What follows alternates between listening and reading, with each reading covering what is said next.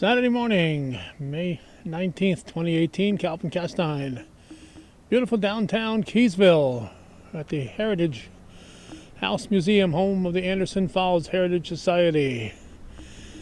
And we are here to take part in the viewing of a marker that'll be unveiled at 2 p.m. But we thought we'd make our first stop right here at the Heritage House Museum.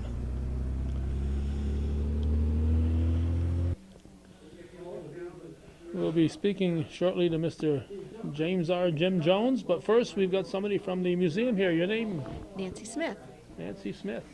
And you said Harkness when you... Yes, from Harkness. From Harkness. I've been through there once or twice. It's a great place to be. From. And from. Okay, what do we got here? May 5th, we had a marker dedication to Thomas F. Conway, who is a native of Port Douglas in town of Chesterfield, Essex County. Uh-huh. He was an Irish family and big 8 kids. He was the middle child. He grew up and went to school and went into law. He was the principal for a year in Ausable Forks, but he went on into Plattsburgh and very involved in politics, and he was very important in business dealings. And this was his house in Plattsburgh. He was at Broad Street, which is the current place of the House of Prayer. And that he had a staff. He was the lieutenant governor. He ran on the Democratic ticket with Governor Dix from Glens Falls. And he did a lot of work during it was 1910 to 1911.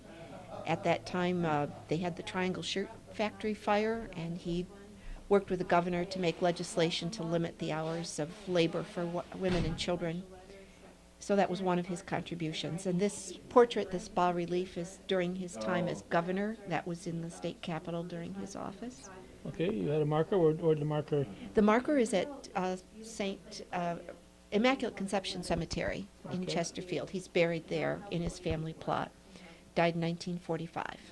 Okay, and that's the Pomeroy Foundation? The Pomeroy Foundation is in Syracuse. They're a philanthropic group that sponsors a number of markers, one of which is the Historic Roadside Program. And we were this year grateful to get 3 markers, and Thomas Conway is one. And this is his uniform. He was also, besides Lieutenant Governor, a Knight Commander of the Order of St. Gregory the Great. And the Pope nominates the people who are appointed to that office. And this regalia is very ornate with silver and important things. And it's very nicely preserved. That he was quite an honor. Now, I thought that Pomeroy grant was mainly for legends. He has a separate program for legends, right. And he has lore and legends. He also has a canal program now for markers around canal history, and he also has one for women suffragettes. So he has a lot of charitable things he's very interested in. He also does bone registry matching program. So he's quite a public-spirited gentleman from Syracuse. But this is the historic roadside of actual documented history. You have to show your sources. Right. And then we had Reverend Georgia Harkness. She was the first woman professor of theology in a U.S. seminary, and it was groundbreaking at her time. She was born in 1891 in Harkness, and her whole life, even after she was famous, she went on to teach in Illinois, in Evanston, Illinois, and in California. She had correspondence with Martin Luther King Jr., who admired her theology and wrote to her about how she inspired his work. She also had contact with Gandhi, Mahatma Gandhi. She walked and conferred with him on spiritual matters. And this is some of her books. She published over 37 books and wrote hymns. This is a hymn that she's quite famous for. Hope of the World, very ecumenical kind of approach, very much against discrimination by gender or race, and trying to get unity of thought. So Georgia Harkness came back her whole life, even though she was a global citizen, so to speak, and she's buried in the Harkness Cemetery. The marker in her memory is at the Harkness Church at the Four Corners in Harkness, the Methodist. She was in the Methodist Never trusted Jenny Church. Cook. That's right. All right, I assume that there's no coincidence that her name is Harkness and the community is named Harkness. Yes. It's obviously from her family. Yes, her grandfather was they had Quaker roots, and they were here for many years, and that was named for her grandfather's. And when the railroad came through, it was named because he's the one who influenced the decision to make Harkness a stop. Yeah, we had many twists and turns sometimes to Yeah. accommodate that. Yeah. So that's what happened on May 5th, you said? Yes, and Jim, do you want to, Jim? Oh, Jim Jones? Cal Castine. Yeah, Jim Jones. How are you? You got it all right. You even pronounced it correctly. Who's this guy? Oh, am I in your shot here, Jack? No, go right ahead. Go right ahead. You warm them up, I'll pick them up after. Okay. Who is that unmasked man over there? The legendary. All right. Speaking of legends, what do you have here, Jim? What do we have here? We have the Peanut Gallery, as I'd like to call it. Come to my left. There we go. All right. All right, the Peanut Gallery. All right, the Peanut Railroad, I heard it was called, right? Yes, that was one of its nicknames. It was also known as the Alphabet, but less famously so. And Push and Pull, which would be the third nickname that it had. Most of the locals called it the Peanut. All right, and what was this railroad? What was the purpose of this railroad anyway? This was a railroad that came late in time. Oddly enough, the people of Keeseville, including Richard Keys himself and Elkanah Watson, who was a legendary canal builder from Port Kent, who retired in Port Kent, had envisioned a railroad to Keeseville connecting with the steamships as early as 1829, long before the Delaware and Hudson even came to the area. But finally, there was a railroad that came through. It didn't look like it was ever going to happen. The people of Keeseville banded together, scrape up the money, talk the D&H into doing the survey and providing used equipment like rails and ties, and the Peanut Railroad came to be in 1890. And what did it do? Obviously it tied in with the regular D&H route, but where did it go to at the other end?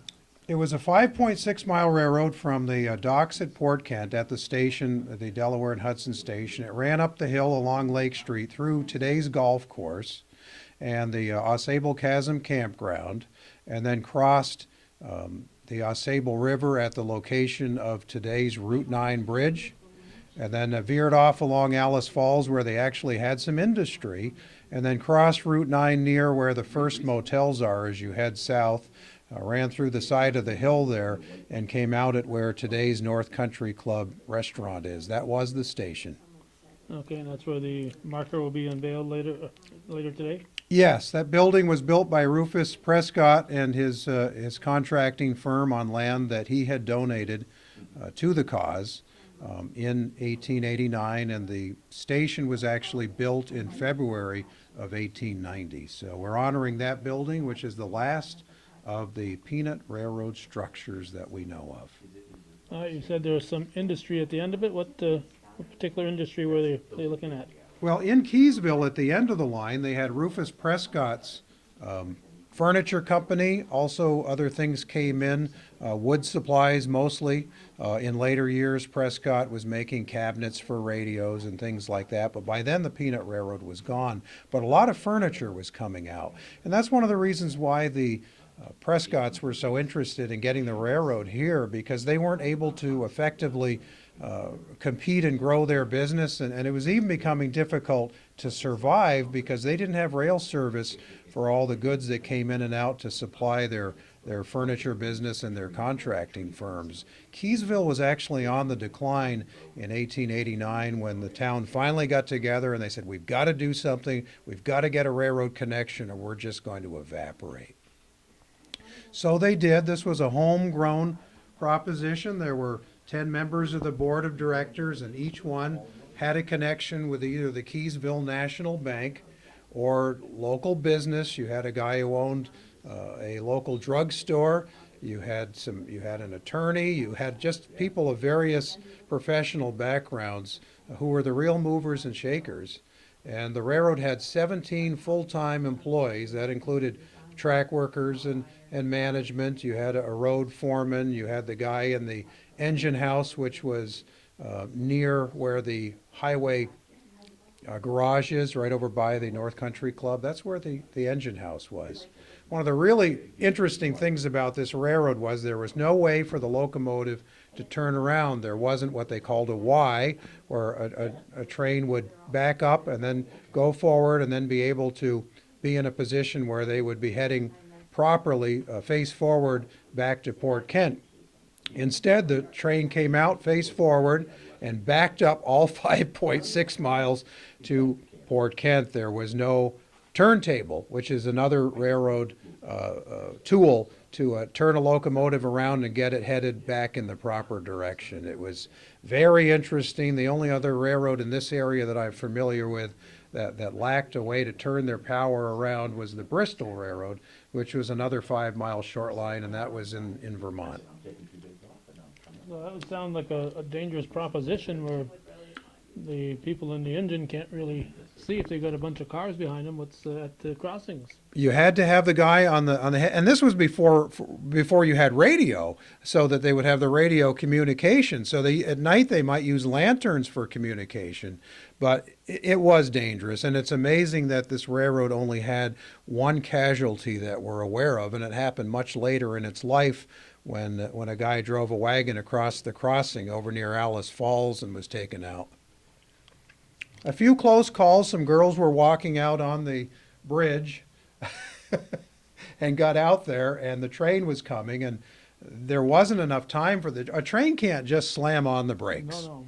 And these girls are right out in the middle of the bridge where the train comes around the corner, and these girls very quick thinkingly grabbed onto the side, and they were basically hanging on this bridge, and the train guys were able to go back and scoop them up and give them one big lecture after that. Okay, I suppose you don't have the identity of those girls. No, they weren't mentioned, but it was in a newspaper article at the time that they were given a talk to, and there were never any reports of it happening again. But this was a railroad that wasn't just about industry. It was a lot of tourists. In fact, more passengers rode this than almost any railroad of a similar length. Almost 50,000 at peak.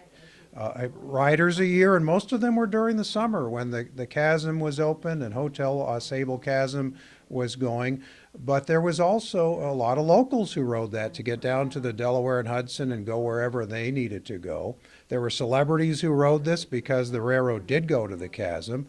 McKinley rode it, Thomas Edison, Henry Ford, and a number of movie stars at the time during the silent film era were also people who had ridden this railroad. The railroad shows up in old films from the teens and 20s. There's one on YouTube called Hurricane Hutch, 1921, and it's about a 3-minute trailer, and it'll show you some great action shots of this railroad during 1921, right near the end of its life. Other industry was they had the horse nail factory, which was very big in this area back when people were using horses as a primary mode of transportation. They had the pulp mill at Alice Falls. So there was some real industry here, and it was a very interesting combination of tourism and industry. Okay, anything else, Jim, that we should know about? Yes, I think one important thing is some people think that this is called the Peanut Railroad because everything was smaller. The fact is it was American standard gauge rail, which was 4 feet 8.5 inches between the rails. This railroad had the same width of rail that the Delaware and Hudson had because they needed to make connections. Otherwise, you would have to unload everything from one railroad and load it onto another because you had a different gauge and the cars couldn't. You don't just widen the cars on a railroad. So it was American standard gauge used Delaware and Hudson equipment. The difference was that the rails were not as robust. The rail heads were not as wide because this was a railroad that basically it took 20 minutes to go 5.6 miles, so that averages to about 15 miles an hour. If you've got a railroad that's going 75 miles an hour, you need a lot deeper ballast, bigger ties, and bigger rails.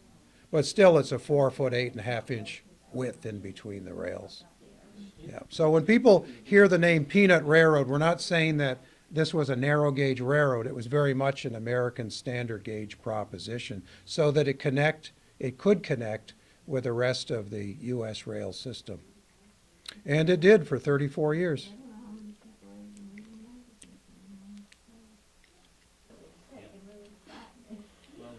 Still rolling? We're rolling.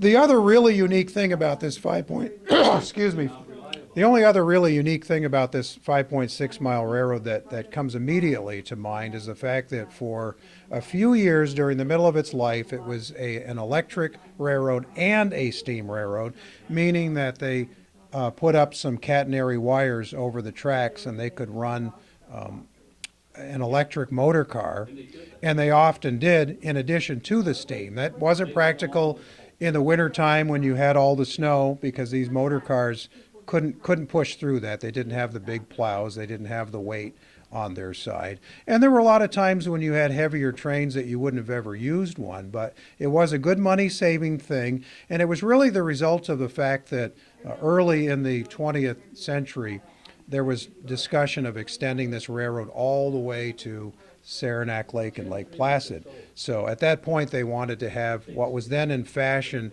traction commuter rails. So that's what they did, and AuSable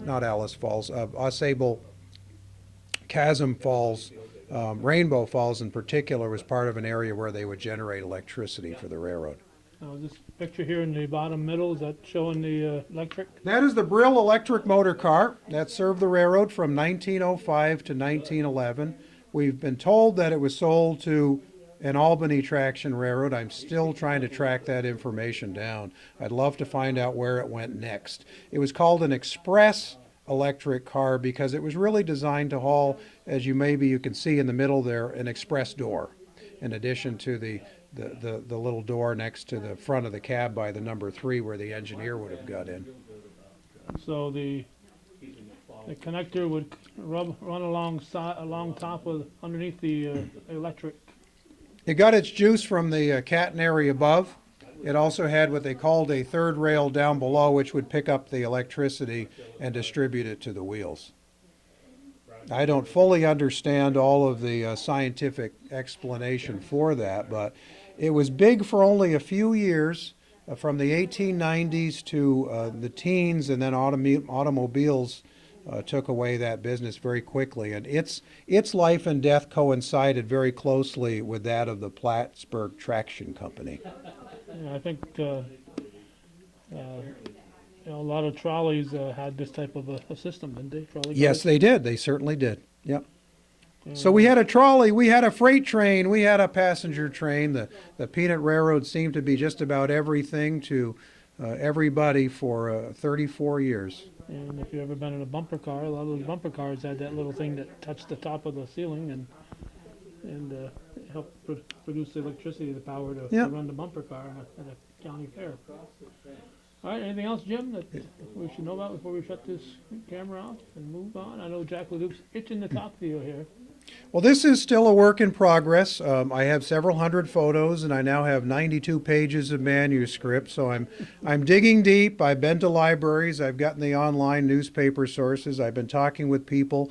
But the only way that we can really make this story complete is to, as they say, it takes a village. And I would love to hear from people who can get me through my VermontMadeVideos.com website. Just contact me that way, VermontMadeVideos.com. I know it's a New York subject, but that is VermontMadeVideos.com. We actually edit them in our studios in Colchester, Vermont, and put everything together there because we're always looking for stories and photographs, and it's been gone since 1924. Perhaps your great-great-great-great-grandparents have a trunk of goodies in there, and we would love to see what you have and add it to the story because we're still putting the pieces of the puzzle together. Most or all these photos yours? Or? Oh, no. No? None of these are yours? Many of the, some of them are. I've actually collected a number of things myself. I've been buying from private collections. I bought things on eBay. Quite a bit of the images have come through the Anderson Falls Historical Society. Sean Raines has provided some of the tickets. He's a local historian who works for Ausable Chasm. He's been very helpful. Other people I can think of are Thomas Prey, who's a local historian and native. He has shared information. Tom Lamar has shared information. More and more people, there are people from out of state, out of country, who have had an interest in this that have been sharing information. So we really are putting the pieces of the puzzle scattered over all these years back together again. All right, it's only taken, 94 years or so, and it's gonna happen. It's going to happen. We're so excited. All right, thank you, Jim. Thank you. We're gonna continue with a little look at this, what I would call the Anderson Falls Museum, but it's a heritage, what? Heritage House Museum, Heritage House Museum. sponsored by Anderson Falls Heritage Oh. Society. Okay, and who's got somebody new in the picture? Who is this? One of our main docents is Sandy Connell. Hi. Hi, Sandy Connell. How are you? Good.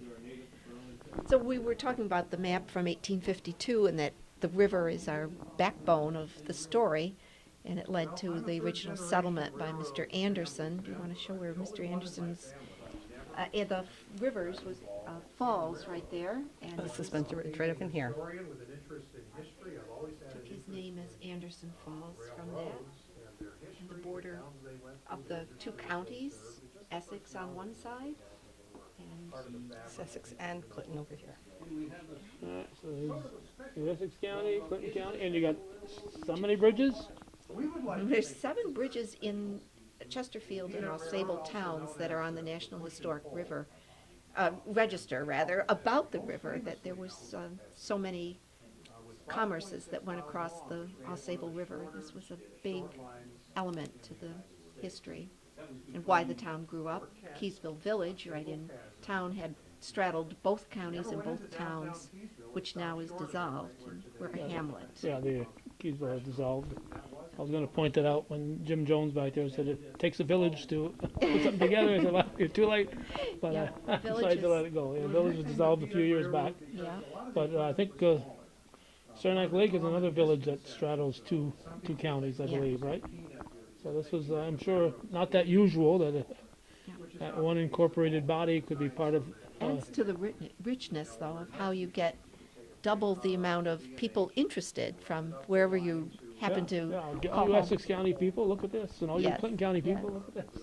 So, And the arch bridge here, the Keystone, is the famous trademark or landmark of the town. It was one of the original ones, built in 1842, and it was very marvelous in the engineering feat, and many artists find it inspiring. We have quite a collection of original artwork from different interpretations, different times a year of this Keystone Arch Bridge. well, where are they? Right out here. All right. Now, This, one of the really unique things that oh, we're going in and out the doors here. And we have painting. Okay, yeah. Now, I think when Addie Shields and I came down here looking for the route of the Underground Railroad, that was a house near this bridge that one of the people used. Yes, You right. aware of that? It was the Green Apple Inn at one point, and now it's called Arthur Apartments, and that's right behind the bank, which would be like right behind the Masonic Hall, the Congregational Church it was at one point also, so right, I believe, there. But see, the picture's turned backwards. Isn't It's a it? mirror image. Yeah, yeah, because where is there? It was a selfie. Whoever did that was taking a selfie and they had it backwards. Okay, there's, There we go. Just on the opposite side.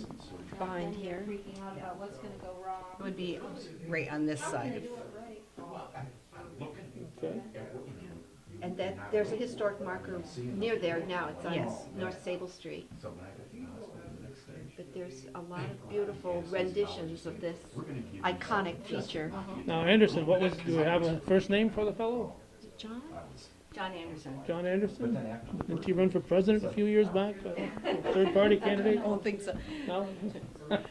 That was John Anderson and Richard Keys, right? So Keys came in and said, enough of this Anderson Falls, we're gonna call this Keeseville after me instead of that Anderson guy. He didn't stick around. That's right. And this is a different perspective. Lot And of- then they've had floods too, and Yeah, it survived the floods. a lot happening in this one. Yeah. Yeah, you can see the speed of the water, and there's where the Underground Railroad place would be behind there. Right. Section. So it's a beautiful spot, and it's part of our logo. And this, we have a band uniform, which is another era, much later, 1890 to 1920.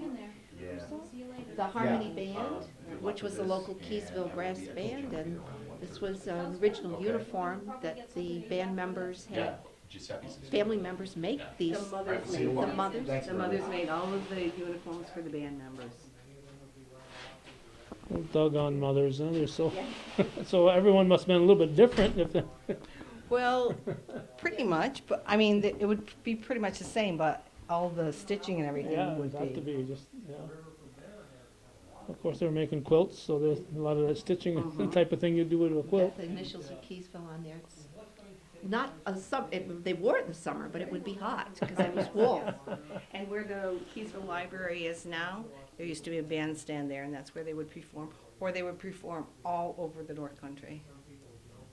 Well, fortunately, we only have 2 weeks of summer, so you didn't have to worry about the heat very long.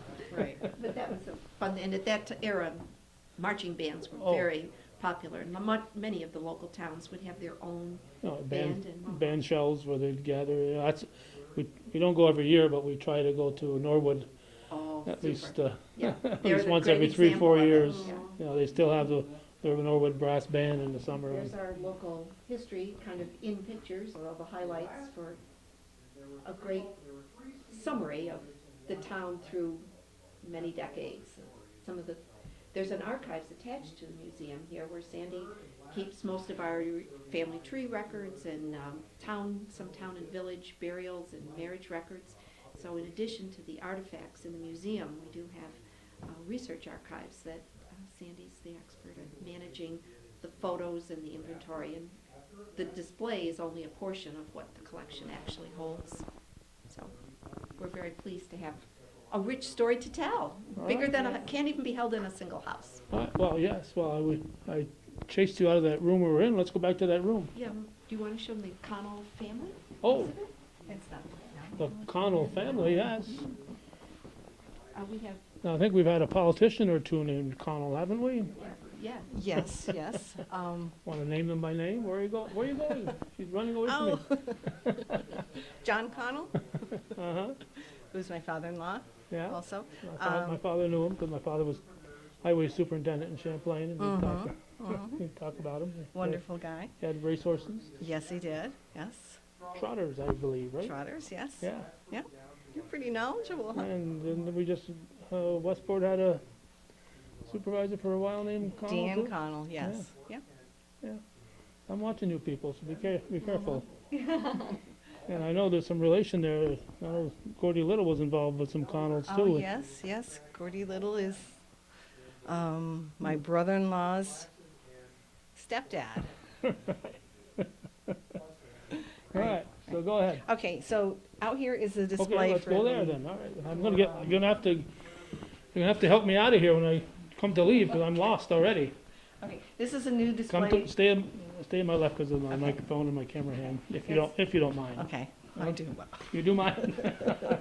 I don't blame you. This is a work in progress. It's not quite finished yet, but this was donated to us over the winter, and it's artifacts from the family of Agnes McNally, and they have passed these down to Agnes's daughter, Catherine Eleanor Connell, who married Jerry Fitzpatrick, and they passed them on to her daughter, which is Jill Fitzpatrick, Goudion, and she lives in Montreal.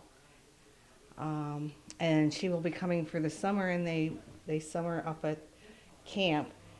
And many of these artifacts were,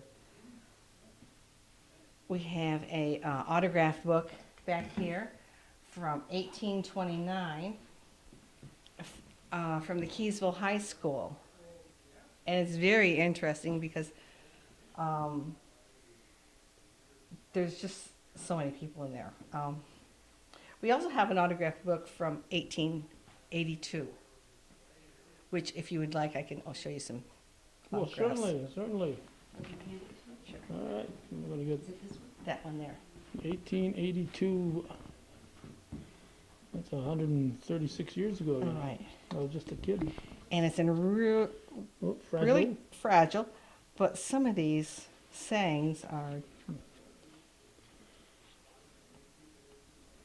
This was the- who's the person who they're This was- referring to? This was Agnes McNally that they're referring Okay. to. It says, "Dear little Aggie, though the world's smile on you blandly, let your friends be choice and few. Choose your course, pursue it grandly, and achieve what you pursue. Your cousin, George C. McNally." And this was 1883. You know, amazing handwriting. Mm-hmm. I wonder if that was written with a fountain pen or a feather. Probably fountain pen, I would say. Yes. Just 1882, J.H. Donnelly, Virgins, Vermont. May your life be a happy one. Yeah, everybody's handwriting was so good back then. Mm-hmm. And then we have some old cards. This was sent to Agnes McNally from her husband. And notice that they said when they addressed it, they put wife Agnes McNally. And they didn't put wife Agnes McNally Connell because that was her married name. They just put wife Agnes McNally. I find that intriguing, and I'm going to do a little bit more research on that and Well, see. I don't think it was mailed. I think. No, but it was still, handed, yeah. why would you Yeah, why? leave off your last name? I don't know. So this is probably a homemade card, right? Do you think it was a Well, Hallmark? no, it wasn't Hallmark, but it was A pre-Hallmark. pre-Hallmark, right? Store-bought card, yeah. Store-bought card. All right. So, and these are just little cards that were tucked inside.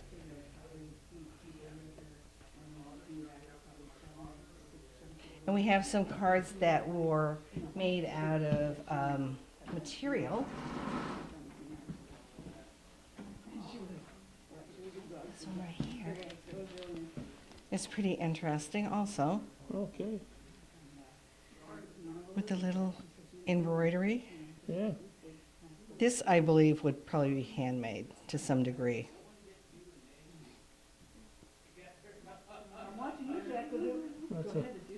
That's a lot of work. Mm-hmm, back then, yes. Or even now, that'd be a lot of work. Yeah, who wants to make cards now? This collar here was from one of the starch factories in town. We had 2 starch factories in town, and Agnes McNally was the manager at one of them, and I don't know if she made it or if it just was in her possession all these years. Not too many people have starch collars anymore. No, no, Did you ever wear them as a youngster? no, I never did, no. I think I don't think I did wear a starch I'm one. trying to think if I ever wore a starched shirt when I was a kid. I think I probably You did. could have, well, I could have, yes. But you're much too young. no, I'm a lot older than you think I am. Oh, I Now, think you're 86, so just how old are you? you're close. Close. This is our, where did Nancy go? She Ah, deserted she you. deserted That's the kind of, you got any more Yeah. friends like that? This is our church display, and I don't know a lot about the churches. Yeah. Well, it's time you got to know the churches. Most of them have services on Sundays, so I'll help you out a little bit. This was our First Baptist Church, sold to the French Catholics. This is actually where the St. John's Hall is now. I don't know if you're familiar with St. John's Hall. It's across from the tennis courts. Okay. And then they moved to St. This church became St. John's Church, right there up in the Y in the road. And it burnt in 1901. It actually had two fires. It burnt in 1901, and then it burnt again, I believe it was 1920. And This is the current church here is right in front of you. this is the current church here. And if you look at the difference between this church and this church, it has like a catwalk right through there. Uh-huh. And that's how you can tell that is the older church. And this is the interior of that church. Okay. And you got Episcopal Church. Episcopal Church, which is right down the road from us. And then the Congregational Presbyterian Church, which is now the Masonic Lodge. And behind that is where the underground house is that they think the slaves came through. And on the end, we have the Immaculate Conception Church.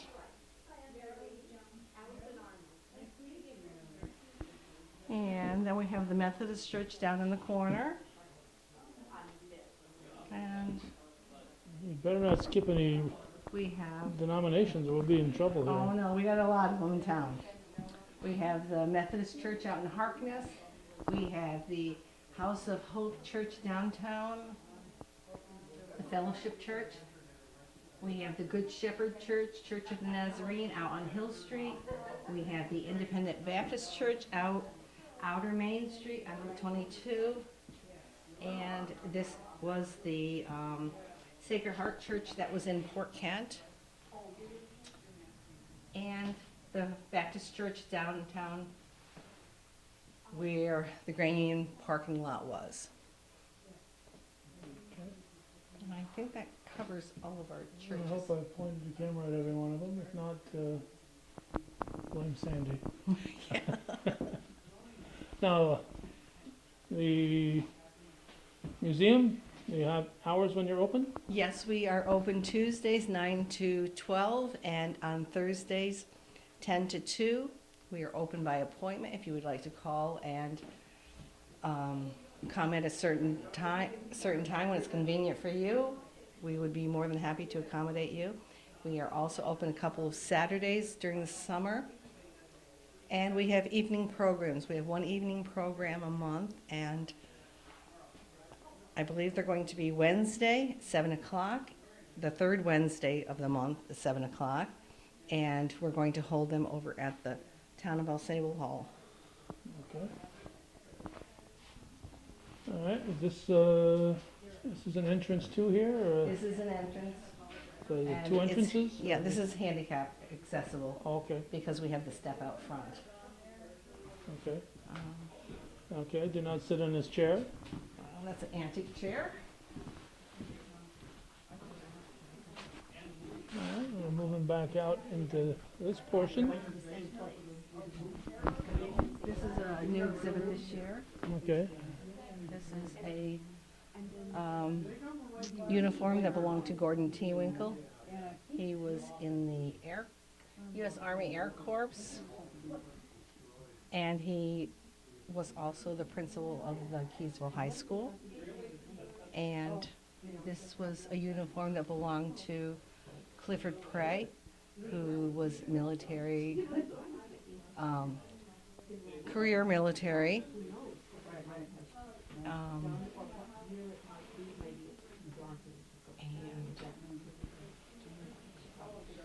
he was in the Navy, and those are some medals that he had received during the time. okay. All right, and now we've got fire department rescue here. What is, The fireman's display. This is a collection. A lot of it was donated.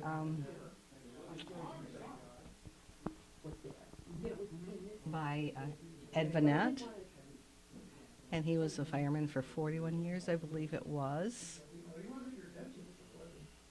And we had some major fires in town, as you see. as in- every community has, Yes. it just destroys your history. Yes, blocks and blocks. 1878, we had a major fire. Well, these canisters there, you know, we've done stories with people before. I know Hugh Heron had a large collection, and another collection in Rouse's Point. His name will pop in later, Richard Collins. But these canisters, they're full of chemicals, and they'd throw them into the flames. Right, right. That's got to be dangerous. Mm-hmm. And I'm a little leery of having them in the building because they still do have chemicals in them. But we'll take our chance, I guess. Well, you got a fire, you know, it won't last long. Right. Okay, and the fire, as we're speaking here, the fire department is dedicating something today? A new firehouse. A new firehouse, wow. That must make the community a little bit excited. Yes, A yes. new firehouse here in Keeseville? Yes. All right, behind you, we have a house, speaking of houses. Okay. And please stay on my left here. She also wants to be on my right. Right in front of the camera. Can't keep her off camera. She just wants to be in front of the camera. Whose house is this? This was donated by Colin McDonough's sister, and I believe that she built it. Well, she played with it. She had it in her house for many years. Wow. And as you can see, she has lots of furnishings in it. The little girls must drool when they come in here and Oh, see that. yes, yes. A Even lot of the little big kids. girls do Yep, probably. yep. So, it's very neat. We acquired this a couple of years ago. It's not modeled after any particular home. It's just No, it's just something that she had in her possessions, and she didn't want it anymore, and she didn't know what to do with it, and so she said to her brother, Colin, would you like it for your museum? And Kathleen O'Connor who did that. yeah, and being into history, we said yes, we'll take it. Sure. Sure. It's certainly a. We call that a Victorian here with that big Yes. long. Victorian. Okay. The fireplace looks authentic. Mm-hmm. Yes, it is. What's the photo up there? That's another bridge, the Keystone Bridge. All right. This is a photo, not a painting now this time. Yes, yes. All right. Then we got Okay. This is from the Prescott's family, and this is an actual dresser that was built by Prescott's. Prescott Furniture Factory. Built right here in Keeseville. They had a catalog and everything, huh? Mm-hmm. Yep. As you can see, they did lots of furniture.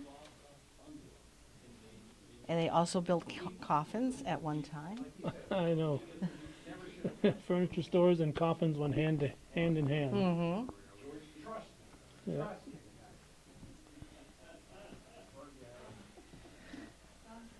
And that's just our friend that we have all dressed up in period clothes. Which period? I would probably say 1940s, maybe. Okay. Maybe a little earlier than that. All right. Well, Not in my lifetime, though. and this is This is some more Prescott subs. Not only did they build furniture, but Bill Prescott built homes. And so we have several homes that they built, and we also have information on the types of homes that they built. That was a drawing by Bill Prescott up there. Yeah, we're gonna get a bite to eat somewhere and then do that. If you could grab my Okay. scrap, And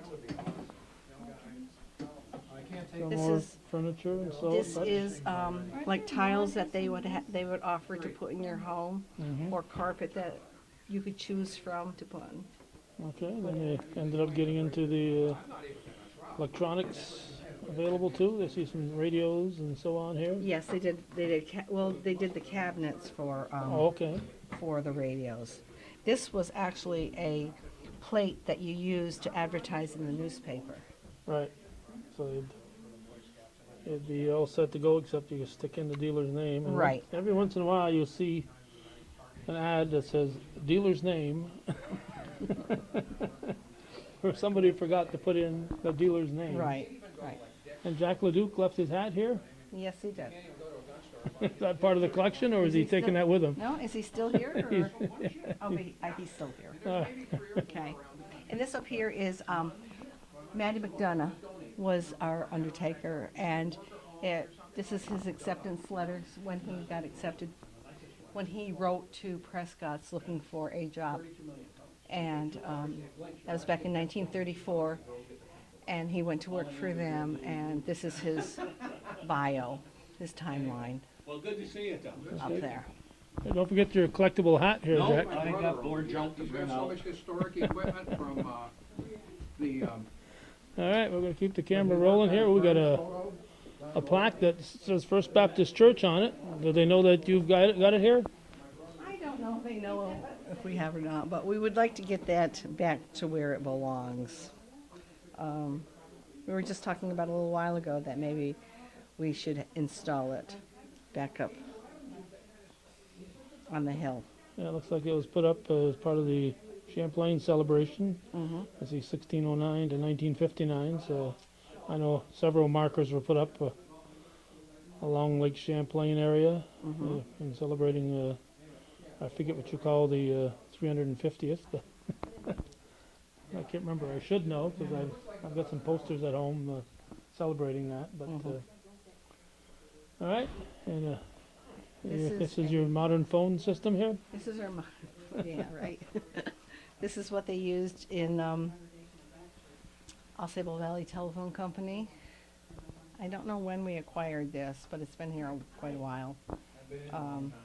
The switchboards would be, the operator would connect you with your grandmother or your mother, and you could talk.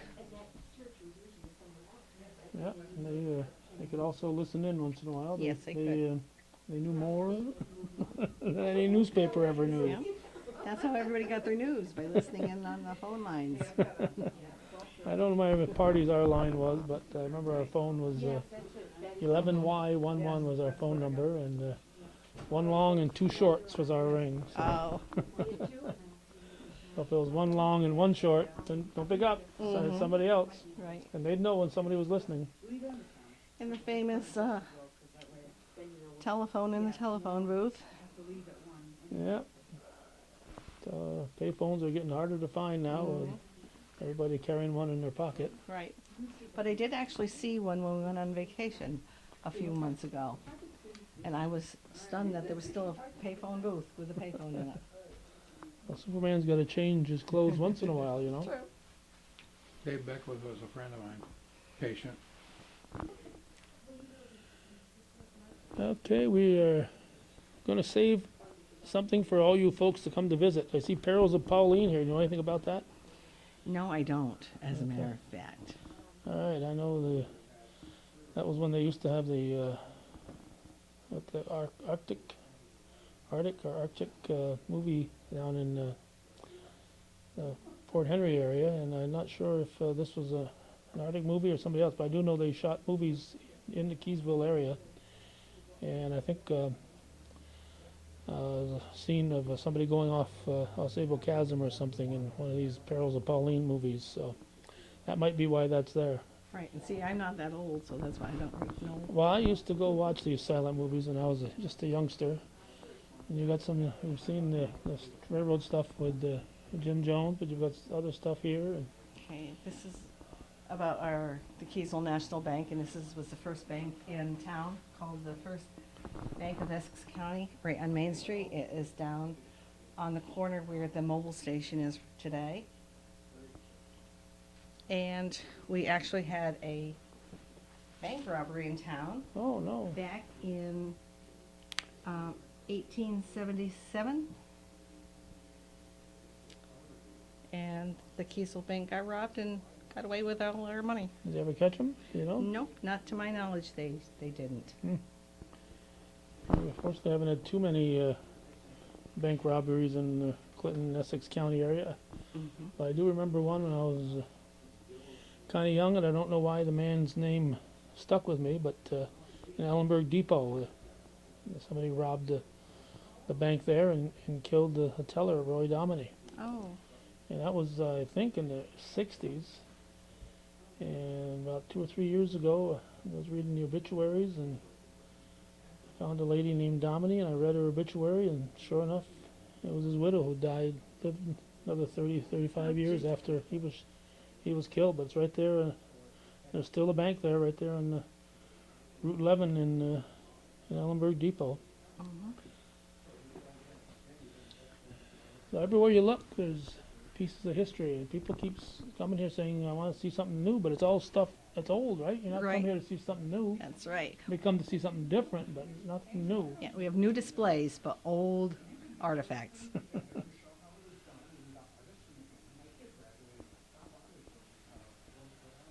And Peru Steel and Iron Company. Those pictures are actually in Clintonville. Professor Gordon Pollard did a display and gave several speeches about mining in Clintonville and the iron industry. Yeah, we were fortunate to sit down and do one story with Dr. Pollard, a very interesting fellow who's certainly done a lot. Mm-hmm.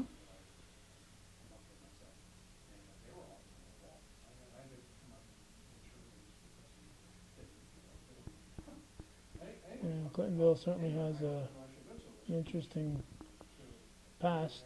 Yes. It was a thriving little community at one time. You wouldn't think that driving through there now, but it certainly was a thriving place at one point in time.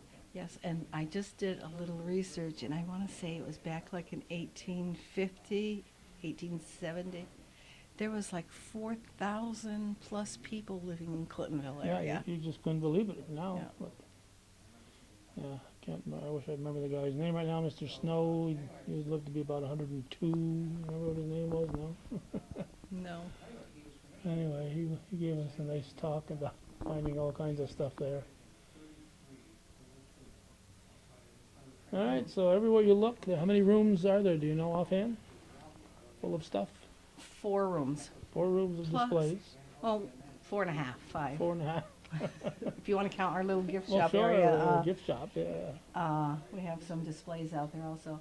And then we have probably 5 rooms upstairs loaded with artifacts that are in storage. That's the trouble when you get so much stuff. You can't put it all on display. You gotta Right. bring out some, And then put it away. put it And away, and bring out something else. Right. And so often do you change your displays? Every couple of years, or? No, we like to change it once a year, change up our displays, and we might not actually take one display down. We might just move it from one area to the other area just to refresh it up. Okay. Sound like my wife moving furniture. That's the type of thing you're doing here? Right. Moving the furniture Our around? little house here that we move around. Right. All right. Well, we appreciate you taking this time. Tell us again the hours that you're open here. We are open on Tuesdays 9 to 12 and Thursdays 10 to 2. And by appointment, if you would like to come in, if you're not available those times, and we will set up a special tour with you. And we also have several programs offered this summer on the 3rd Wednesday of the month at 7 o'clock at the town of Sable with special guest speakers, and Jim Jones being one of them in August. Okay. And do you have a website or a Facebook page or any of those modern things? Yes, we do. We have a website, and I don't think we have a Facebook page yet, Yeah, coming soon. but it's coming. We're actually trying to look for somebody to do our webpage. All right. So your webpage is under Heritage or under Anderson Falls? Our webpage is Anderson Falls Heritage Museum. Okay. If you type in Anderson Falls, it'll bring you there. Can't go wrong. Right. All right. Well, we appreciate you chatting with us, and we're going to move on to the big unveiling at the what do they call that little restaurant? At the North Country Club. North Country Club. It used to be part of the railroad, the Peanut Railroad. We're going to move on to there. Okay. All right. Good afternoon, everybody. On behalf of the Anderson Falls Heritage Society, I'd like to welcome you all to the unveiling of a historical marker for the site of the depot for the Keeseville, Ausable Chasm, and Lake Champlain Railroad. Before we begin, I'd like to acknowledge some of the people we have in attendance. Representing Anderson Falls Heritage Society, we have June Bennett, Allison Arnold, Mary Ellen Dengler, Holly McDonough, and Roby Scott, and Sarah Powell, and myself. My name is Garth Hood. And I want to give a thanks to Tim Kennedy, Town of Ausable Highway Department, for helping us get this pole in place. We are also honored today to have a couple of members of our New York State government, Senator Betty Little and Assemblyman Dan Stett.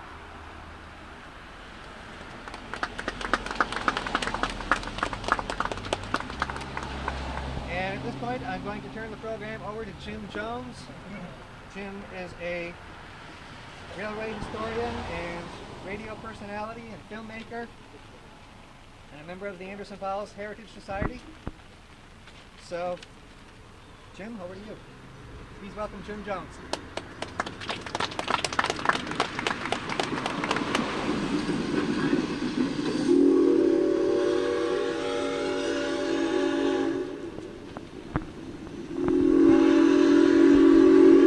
Sounds like the train is coming through. We may have to move.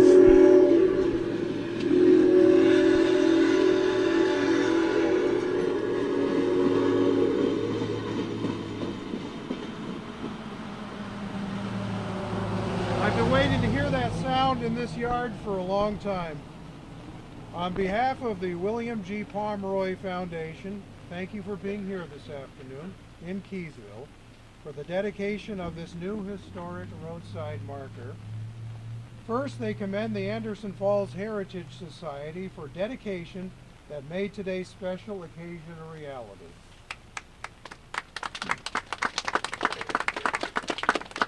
Thanks to the efforts of many, this historic roadside marker commemorates the significance of the Peanut Railroad and its depot, a local landmark built by Rufus Prescott on right-of-way his family donated back in February of 1890. For 34 years, from 1890 to 1924, the Keeseville, Ausable Chasm, and Lake Champlain Railroad served both commercial and tourist interests, bringing mail, freight, and passengers from Lake Champlain steamboats and the Delaware and Hudson Railroad main line at Port Kent.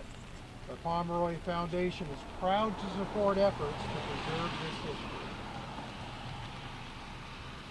The Pomeroy Foundation has two core initiatives to diversify their Be the Match registry and to preserve history through historic signage grant programs. In 2005, Bill Pomeroy established the foundation to focus on these two passions. And since then, the Pomeroy Foundation has fully funded more than 625 markers in New York and beyond. They strongly believe these markers educate the public and promote historic tourism, which economically benefits communities such as Keeseville. Over the years, they have expanded their focus to include several marker programs. One recognizes sites on the National Register of Historic Places, and another, Legends and Lore, celebrates our state's folklore. They hope this new historic roadside marker stands as an important acknowledgement of our past, not only for us today, but for what happened, but for future generations to know that history happened here. And it is signed Paula Miller, Executive Director, the William G. Pomeroy Foundation. For the last couple of years, I've been obsessed with the Peanut Railroad, which I've since learned was lesser known as the Alphabet Road and Push and Pull. It was a unique railroad. It was 5.6 miles long, one of the short lines in the country, but it had a lot of other things that were very interesting about it as well. For example, when the train came from Port Kent and got to Keeseville, It didn't turn on a turntable, and it didn't Y on a Y to be properly positioned to go back to Fort Kent. There was no way to turn around, so it pushed one way and it pulled the other. Another interesting thing about this railroad is that briefly it was an electric railroad as well. In the 1890s, when Plattsburgh Traction Company got their traction, people were thinking, traction, this is great. This could be this great way to get around for commuters. You got to think back to the 1890s. There were no automobiles. There wasn't a lot of options. The roads weren't so good. So they ended up working out a deal where this became an electric railroad. They added overhead catenary in 1905. They had what they called a third rail, which transmitted the electricity, and the power came from the Ausable River. It wasn't very practical most of the time. In the winter, it didn't do well in snow, and when the Ausable River level was really low, there was no power. So they continued to leave their steam locomotives on hand at all times to take care of business as needed. It was locally funded throughout its existence. This wasn't owned by a huge corporation. It was people like you and me and, yeah, the Keeseville National Bank. They did turn a small profit every couple of years. Legend has it that they never made money. Actually, they did. There were a couple of years they made $300 or $400. A couple of years I found records where they made 1,000 or two. But was one of the impressive things about this railroad was the number of people that it hauled. Given the fact that we had Ausable Chasm here, almost 50,000 people for several years rode it in the course of a year, and many of them during the summertime. This was almost a seasonal railroad, even though it ran 12 months out of the year. You had 10 round trips during the peak summer season and about 5 the rest of the year. The Cantilever Bridge, another important, interesting thing about this, a cantilever bridge, 158 feet above the Ausable River, 245 feet long. And it was once part of a longer rail system, or at least they hoped it would be. There were plans to extend this line through the streets of Keeseville. You're probably wondering why the railroad stopped here. There was talk about getting it through the streets of Keeseville, following the Ausable River and up the mountains to Lake Placid, but that never happened. And one of the things as a person in the entertainment business that I really found fascinating was the connection with silent films. A number of silent films were shot in the chasm. Daredevil acts, and the train was often a part of that, whether it transported equipment or sometimes even chased Hurricane Hutch when he was on his motorcycle trying to save the damsel in distress. So the railroad was begun in 1889, incorporated then. First train arrived May 22nd of 1890, and the last train left town on February 5th, 1924. A year later, everything except the steam locomotive was sold at auction for pennies on the dollar, and people thought that that was the end of the story. Fast forward to now, May 19th of 2018, and here we are remembering something that has been gone, at least physically, since 1924. But obviously, there are a number of people who know about the railroad, and somewhere in their heart, there's a place for the Peanut Railroad. So without further ado, we will hand things over to the current keeper of the kingdom, Mike Finnegan. Come on down. Mike owns the station, as you may know, and the restaurant. Thank you, Jim. This all started when I was coming from Plattsburgh, and I come into the parking lot, and I see this guy from Vermont taking pictures of my place, and it's like, what's this guy doing here? Well, little by little, we get to know each other, and we become part of history together. So I got to thank Jimmy for everything that he's done throughout these past several months. When he says he's obsessed with the Peanut Rail line, most of you can agree that have been working with him. Yes, he is, and it's a passion. It's what it is. It's a passion for what he does. So I respect him for what he does, and He's got a nice little documentary for a minute that we're going to show afterwards here. I want to thank you all for coming out. Hope for better weather, but you know, we have to take what the good Lord gives us. I got to tell you, I'm very humbled by this experience today. This is my 10th year of ownership of the restaurant, and I never could imagine such an event would take place under my rule. Again, it's most humbling for me, and as I look back into the history of the Keeseville station and the Peanut Railroad, you just become so fascinated by what our area has in its history.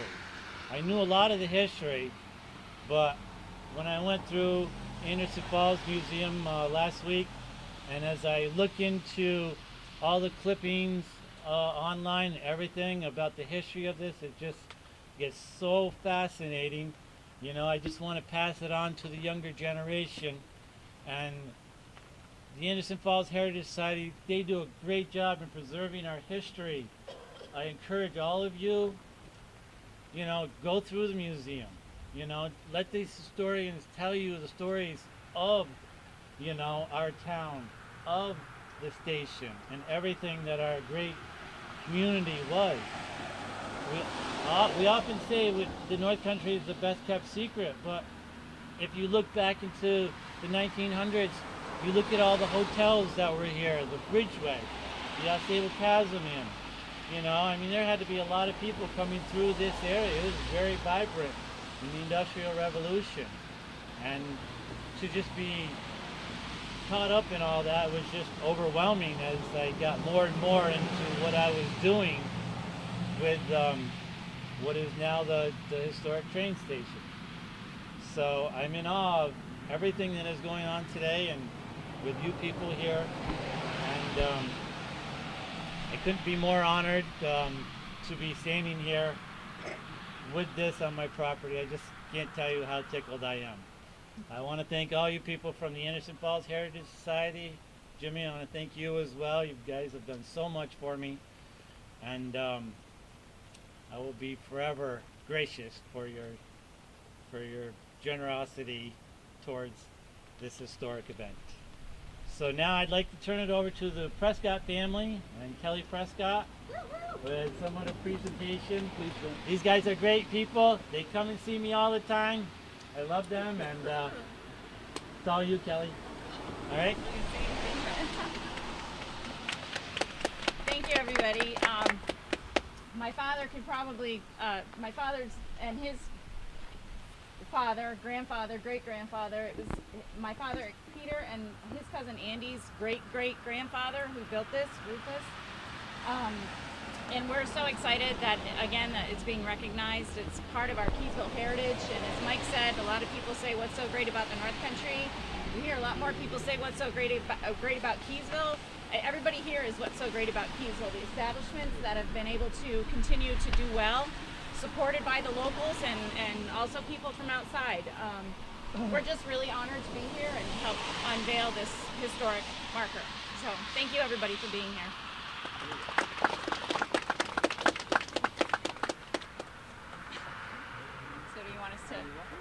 Undo it? Oh, I think the Prescott should unveil this. This is your baby. Peter, step right in there. Here, come on.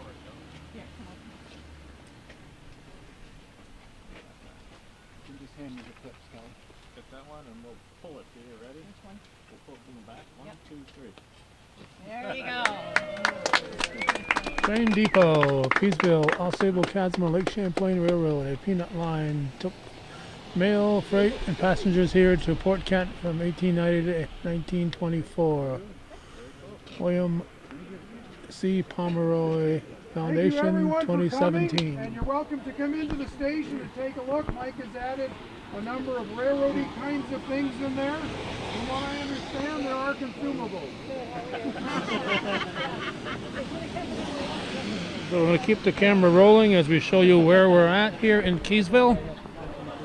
We're right here on Route 9 and the former depot. is now a restaurant and has been for a while. It's the North Country Club. Right here at 1795 Route 9 in beautiful downtown Keeseville. So if you want to learn more about this, I'm sure if you went to Jim Jones' website, Telltale Productions, he's got a whole lot of railroad history available, and he's got videos for sale and a lot of information that'll help you. But I'm sure he's got some stuff online that'll give you some information too. I think he's got a video or two on YouTube. But he's also got lots of videos for sale, and he's done an outstanding job on preserving the history of railroading in the North Country. So thanks for watching. Viewer-supported local television, hometown cable TV, we think is worthy of your support, and our thanks to the few of you who understand that and help to support our continuing program. But thank you for watching.